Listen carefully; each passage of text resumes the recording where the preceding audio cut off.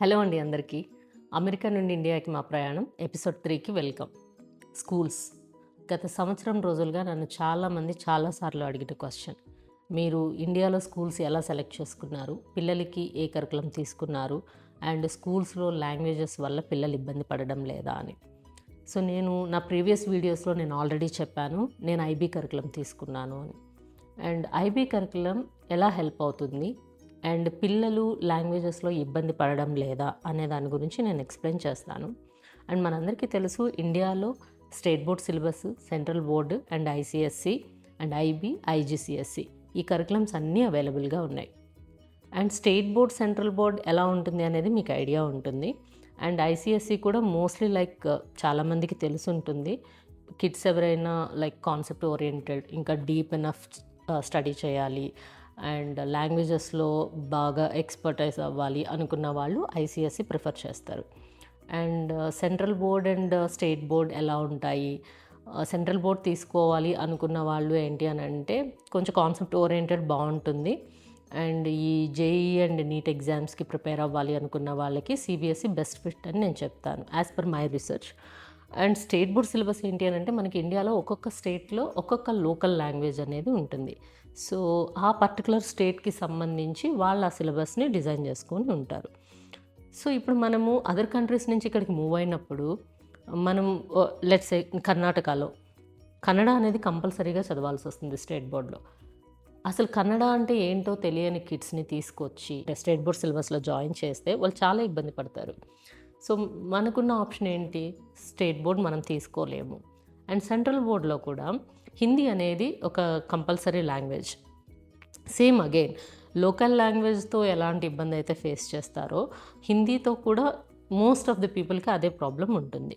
English అంటే అన్ని బోర్డ్స్లోనూ వాళ్ళు ఇంగ్లీష్లోనే టీచ్ చేస్తారు కాబట్టి, ఇంగ్లీష్ ఒక లాంగ్వేజ్గా తీసుకున్నా కూడా అంత పెద్ద ఇబ్బంది ఏం కనిపించకపోవచ్చు. బట్ వేరాస్ అదర్ లాంగ్వేజెస్లో అయితే ఖచ్చితంగా ఇబ్బంది పడతారు. కానీ ఆ బోర్డ్స్, ఆ పర్టికులర్ బోర్డ్స్ డిజైన్ చేసిన విధానం ఎలా ఉంటుంది అని అంటే, ఇప్పుడు లెట్సే మా పెద్ద పాపకి కన్నడ అంటే ఏంటో తెలియదు, ఆర్ హిందీ అంటే ఏంటో తెలియదు, నాట్ ఈవెన్ ఆల్ఫాబెట్స్. నేను ఈ పాపను తీసుకెళ్ళి సెంట్రల్ బోర్డ్ సిలబస్లో నేను జాయిన్ చేశాను అనుకోండి, ఆ పాపను నేను 7th గ్రేడ్లో తీసుకొచ్చాను. సో 7th గ్రేడ్ కిడ్స్తోనే కూర్చోబెడతారు. ఇక్కడున్న 7th గ్రేడ్ సిబిఎస్ఈ కిడ్స్ ఎలా ఉంటారు? ఆల్రెడీ హిందీలో ఎస్ఎస్ రాసే అంత లెవెల్కి వచ్చేస్తుంటారు. సో అటువంటి స్టూడెంట్స్తో ఈ పాపను తీసుకెళ్ళి నేను కూర్చోబెడితే ఏమవుతుంది? తను ఏమీ చేయలేదు. చేయకపోగా చాలా డిప్రెస్ ఫీల్ అయిపోతుంది. పోనీ సెంట్రల్ బోర్డ్ సిలబస్లో ఇటువంటి కిడ్స్ని బిగినర్ లెవెల్గా ట్రీట్ చేసే విధానం ఏమైనా ఉంటుందా అని అంటే ఉండదు. ఎందుకంటే వాళ్ళకి డెడ్ లైన్స్ ఉంటాయి, వాళ్ళకి ఒక పర్టికులర్ సిలబస్ ఉంటుంది. ఈ టైం పీరియడ్లో ఈ సిలబస్ మేము ఫినిష్ చేయాలి అనే ఒక గోల్ ఉంటుంది. వేరే స్టేట్ బోర్డ్ కూడా సేమే. సో అందుకు నేను ఐబీ చూస్ చేసుకున్నాను. ఐబీలో ఇవేవి ఉండవు. అంటే ఈ సిలబస్ని మేము ఇంత పీరియడ్ ఆఫ్ టైంలో మేము కంప్లీట్ చేసేసేయాలి, ఎగ్జామ్స్కి వెళ్ళాలి, ఈ రష్ ఉండదు ఐబీలో. అండ్ నేను ఏదైనా ఒక లాంగ్వేజ్ సెలెక్ట్ చేసుకున్నాను అని అంటే, ఆ లాంగ్వేజ్లో ఇప్పుడు నా కిడ్ తనకి అసలు ఆ లాంగ్వేజ్ గురించి ఏమీ తెలియదు, నాట్ ఈవెన్ ఆల్ఫాబెట్స్ అనుకోండి. సో ఆ కిడ్ని తీసుకెళ్ళి ఆ లాంగ్వేజ్లో నేను పెట్టినప్పుడు ఐబీలో వాళ్ళు ఎలా ట్రీట్ చేస్తారనంటే, బిగినర్ లెవెల్లోనే ట్రీట్ చేస్తారు. ఇట్స్ నాట్ దట్ నువ్వు వచ్చేసావు, నువ్వు 7th గ్రేడ్, నువ్వు ఇప్పుడు ఎస్ఎస్ రాయాలి, నువ్వు ఇలాగా ఇంకా ఆల్ఫాబెట్స్ నేర్చుకుంటే అలాగా అన్నట్లు ఉండదు. You are just learner, you are beginner. చిన్నప్పుడు చిన్నపిల్లల్ని ఫస్ట్ టైం స్కూల్లో జాయిన్ చేసినప్పుడు వాళ్ళని ఎలా ట్రీట్ చేస్తారు? వాళ్ళ నుంచి దిద్దిస్తారు, అవునా? అలాగే ఐబీలో కూడా ఉంటుంది. సో ఆ కిడ్ని తీసుకెళ్ళి బిగినర్ లెవెల్ ప్రోగ్రామ్ అని ఉంటుంది, దాంట్లో పెడతారనమాట లాంగ్వేజెస్కి సంబంధించి. వేరేజ్ అదర్ సబ్జెక్ట్స్ ఏంటి అని అంటే, ఇట్ ఈస్ కంప్లీట్లీ సిమిలర్. వాళ్ళు యూఎస్లో ఏదైతే చదువుతున్నారో సేమ్ టాపిక్స్ ఉంటాయి, సేమ్ లెవెల్ ఆఫ్ గ్రేడింగ్ ఉంటుంది and same level of depth ఉంటుంది. కాన్సెప్ట్స్ కూడా సిమిలర్గా ఉంటాయి. Maybe the teaching technique will change, అంతే.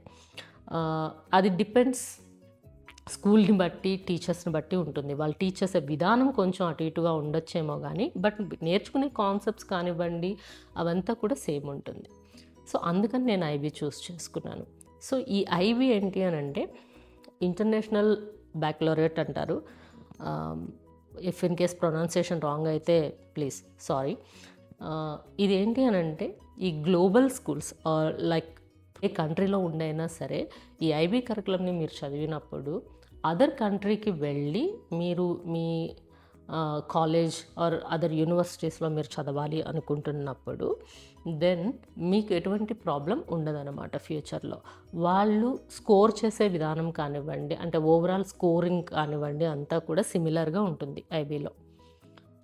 వేరస్ మీరు లెట్స్ సే నేను ఇక్కడ స్టేట్ బోర్డ్ చదివాను ఆర్ సిబిఎస్ఈ చదివాను, నేను యూఎస్లో ఏదైనా ఒక యూనివర్సిటీకి ఇంకొక కాలేజ్కో నేను అప్లై చేసినప్పుడు first they will check a board syllabus మీరు చదివారు, స్టేట్ బోర్డ్ సిలబస్. అండ్ అక్కడ ఉన్న ప్రతి యూనివర్సిటీస్కి తెలుసు స్టేట్ బోర్డ్ సిలబస్ చదివి మీరు 99% స్కోర్ చేసినా సరే వాళ్ళది కన్సిడర్ చేయరు. బికాజ్ అంటే ఇది నేను చెప్పచ్చో లేదో తెలియదు, అండ్ నేను కూడా స్కూలింగ్ ఎన్విరాన్మెంట్లో వర్క్ చేశాను కాబట్టి నాకు తెలుసు ఎలాగా స్టూడెంట్స్ చేత స్టేట్ బోర్డ్ సిలబస్ని చదివిపిస్తాము, ఎలా ఎగ్జామ్స్ కండక్ట్ చేస్తాము, ఎగ్జామ్ ఓరియంటెడ్గా వాళ్ళని ఎలా ప్రిపేర్ చేస్తాము అనేది ఇక్కడ స్టేట్ బోర్డ్ సిలబస్లో కానీ సెంట్రల్ బోర్డ్ స్కూల్స్లో కానీ ఇట్స్ అ కామన్ టెక్నిక్ మనం ఫాలో అయ్యేది.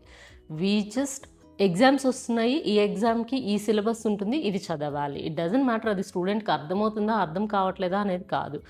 స్టూడెంట్ కొంచెం బ్రైట్ స్టూడెంట్ అనుకోండి, వాడు ఈజీగా అర్థం చేసుకుంటాడు, చదువుతాడు, ఎగ్జామ్స్లో రాస్తాడు, పాస్ అవుతాడు.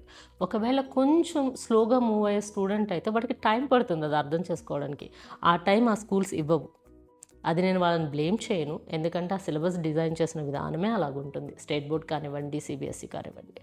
ఐబీలో ఇప్పుడు ఈ సిలబస్ ఫినిష్ చేసి ఎగ్జామ్స్ రాసేసి ఆ ఎగ్జామ్లో పాస్ కాకపోతే నెక్స్ట్ గ్రేడ్కి వెళ్ళరా అనేది ఐబీలో ఉండదు. దట్ ఈజ్ వై దీన్ని కంటిన్యూమ్ అంటారు. ఐబీ కంటిన్యూమ్ స్కూల్స్ అని అంటారనమాట. కంటిన్యూమ్ ఒక స్టూడెంట్ని బిగినింగ్ లెవెల్ నుంచి ఎలా గ్రేడ్ చేస్తారు. ఇప్పుడు లెట్సే నేను ఒక టాపిక్ ఇచ్చాను అనుకోండి, స్టేట్ బోర్డ్ సెంట్రల్ బోర్డ్లో దానికి ఒక డెఫినేషన్ ఉంటుంది, స్టూడెంట్స్ ఆ డెఫినేషన్ చదివేస్తారు, ఎగ్జామ్లో వాట్ ఈస్ దట్ అని అంటే ఆ డెఫినేషన్ రాసేస్తారు, అయిపోతుంది, 2 మార్క్స్ వచ్చేస్తాయి, డన్. బట్ ఐబీలో అలా కాదు, దాని బిహైండ్ ప్రాసెస్ నుంచి నేర్చుకుంటారన్నమాట. So I think topic divert అవుతుంది. ఐబీ కరికులంలో అయితే మాత్రం అలాంటి స్ట్రెస్ ఉండదు, it's just continuum. And various languages నేను ఎలా సెలెక్ట్ చేసుకున్నాను అని అంటే, ఇక్కడ కూడా కన్నడ అనేది కంపల్సరీ. నేను కర్ణాటకలో ఉంటున్నాను కాబట్టి. అండ్ నాకు ఇంతకుముందు నేను చేసిన వీడియోలో ఒకరు కామెంట్ చేశారు, మా బాబు కూడా ఇక్కడ ఐబీ స్కూల్స్లోనే చదువుతున్నాడు బెంగళూరులో, బట్ వాళ్ళేమీ కన్నడ కంపల్సరీ చెప్పలేదు మాకు అని అన్నారు.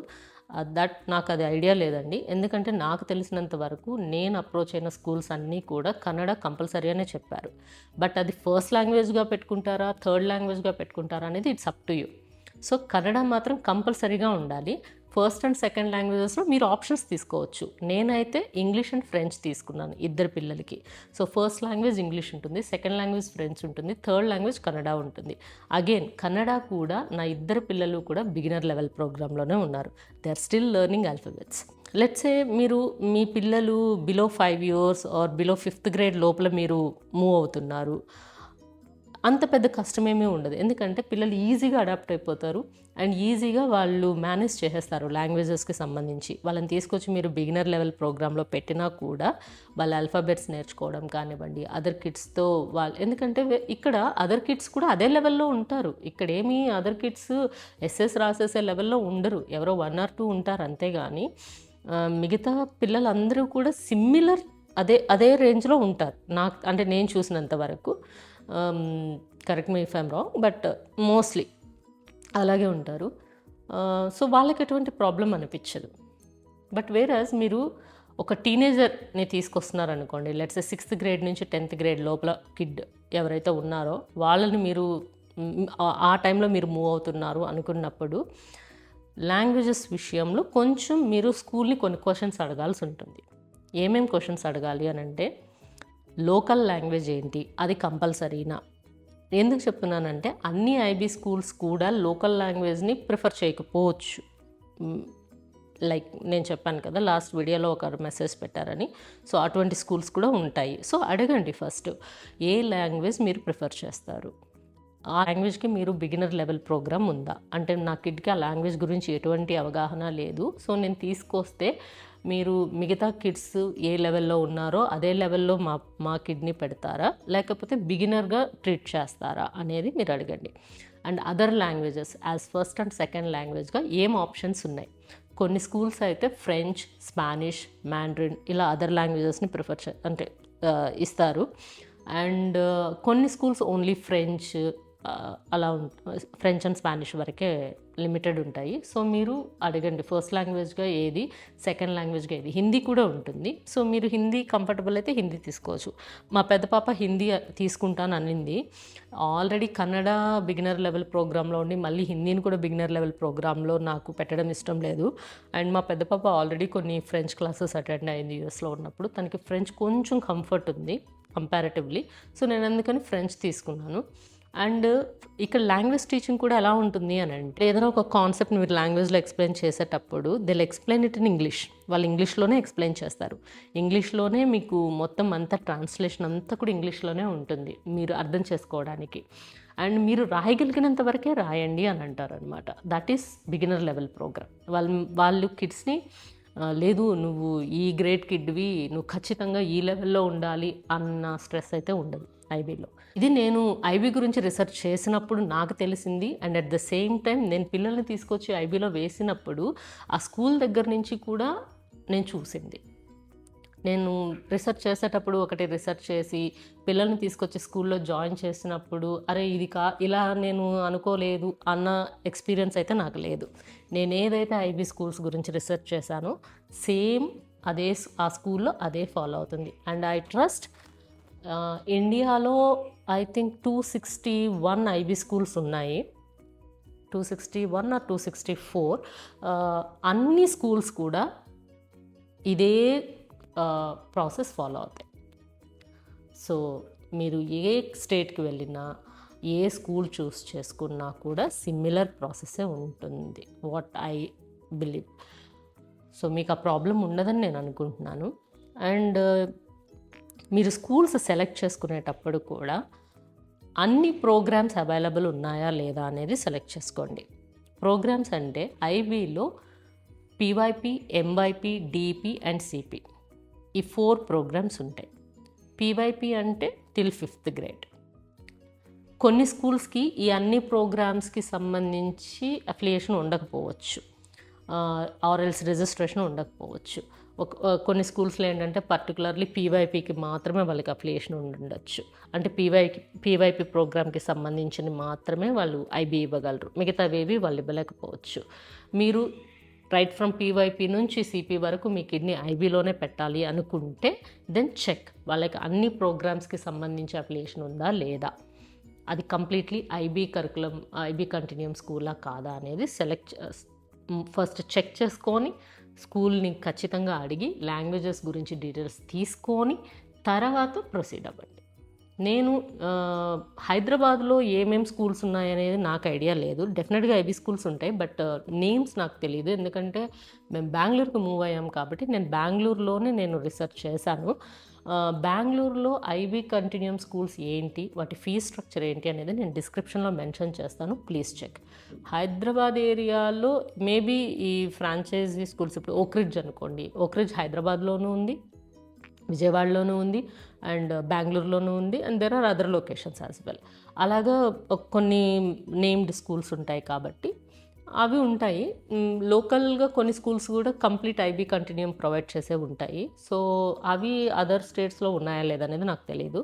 సో ఒకసారి చెక్ చేసుకోండి. జస్ట్ గూగుల్లో మీరు ఐబీ కంటిన్యూమ్ స్కూల్స్ హైదరాబాద్ అని టైప్ చేశారండి. ఎందుకంటే చాలామంది నన్ను హైదరాబాద్లో ఏ ఐబీ స్కూల్స్ ఉన్నాయో ఒకసారి చెప్పండి అని అడిగారు. నాకు హైదరాబాద్లో తెలియదండి, నేను బెంగళూరులో చూశాను. సో బెంగళూరు లిస్ట్ కావాలి అని అంటే నేను మీకు డిస్క్రిప్షన్లో మెన్షన్ చేస్తాను, విత్ రఫ్ ఫీ ఎస్టిమేట్స్ ఇస్తాను, నాట్ ఎగ్జాక్ట్ నంబర్స్. నేను కొన్ని స్కూల్స్కి కాల్ చేసినప్పుడు వాళ్ళు నాకు చెప్పిన ఫీ ఎస్టిమేట్స్ కానివ్వండి, ఇవంతా నేను ఆ ఫీ స్ట్రక్చర్స్తో సహా నేను మెన్షన్ చేస్తాను డిస్క్రిప్షన్లో. So please check. సో నేను ఏదైనా పాయింట్స్ మిస్ అయి ఉంటే just let me know in the comment section. So IB curriculum అయితే ఎటువంటి ఇబ్బంది ఉండదు. వాళ్ళు టీచ్ చేసే విధానం కానివ్వండి. అండ్ ఇంకొకటి ఐబీ కరికులం తీసుకుంటే కాంపిటేటివ్ ఎగ్జామ్స్ రాయలేరా అనేది అది జస్ట్ మిత్ మాత్రమే. అలా ఏమి ఉండదు. కాంపిటేటివ్ ఎగ్జామ్స్ కూడా రాయొచ్చు. అండ్ ఎగ్జామ్స్ ఉండవా అంటే అలా ఏం కాదు, ఎగ్జామ్స్ ఉంటాయి. పిల్లలు ఏ లెవెల్లో ఉన్నారు అనేది అసెస్ చేస్తారు, నెక్స్ట్ గ్రేడ్కి కంటిన్యూ చేస్తారు. And at the same time next గ్రేడ్లో వాళ్ళు ఏమి ఆల్ ఆఫ్ సడన్గా ఆ గ్రేడ్కి సంబంధించిన సిలబస్ స్టార్ట్ చేయరు. వాళ్ళు మళ్ళీ బ్యాక్ వచ్చి ప్రీవియస్ గ్రేడ్లో వీళ్ళు ఎంత లెవెల్లో ఉన్నారనేది మళ్ళీ చెక్ చేసుకొని అక్కడి నుంచి స్టార్ట్ చేస్తారు. So it is like every time me kidney geometry అని ఒక టాపిక్ ఉందనుకోండి. Geometry right from first grade నుంచి జామెట్రీ ఉంటుంది. లైక్ షేప్స్ నేర్చుకోవడం కానివ్వండి, ట్రయాంగిల్, స్క్వేర్ ఇట్లాంటివి. అలా గ్రేడ్ని బట్టి లెవెల్ మారుతూ ఉంటుంది కదా. అలాగా వీళ్ళు ఏం చేస్తారు అని అంటే, ఇప్పుడు ఒక 5th grade kid geometry syllabus ఎంతవరకు ఉంది, ఆ కిడ్ ఆ సిలబస్లో ఎంత పర్ఫెక్ట్గా ఉన్నాడు, అన్నీ చేయగలుగుతున్నాడా లేదా. అండ్ వీళ్ళు కిడ్నీ అన్ని కేటగిరీస్లోనూ టెస్ట్ చేస్తారు. ఎగ్జామ్ ప్యాటర్న్ కూడా కేటగిరీ వైజ్ ఉంటుంది. Category 1, category 2, category 3 or category A, category B అలా ఉంటుంది.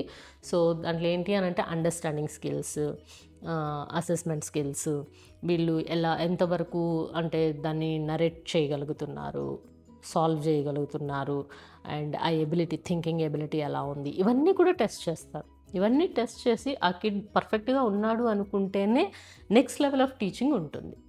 ఇట్స్ నాట్ ఓన్లీ కిడ్, ఇక్కడ టీచర్స్ కానివ్వండి, పేరెంట్స్ కానివ్వండి, అందరూ ఇన్వాల్వ్ అవుతారు కరికులంలో.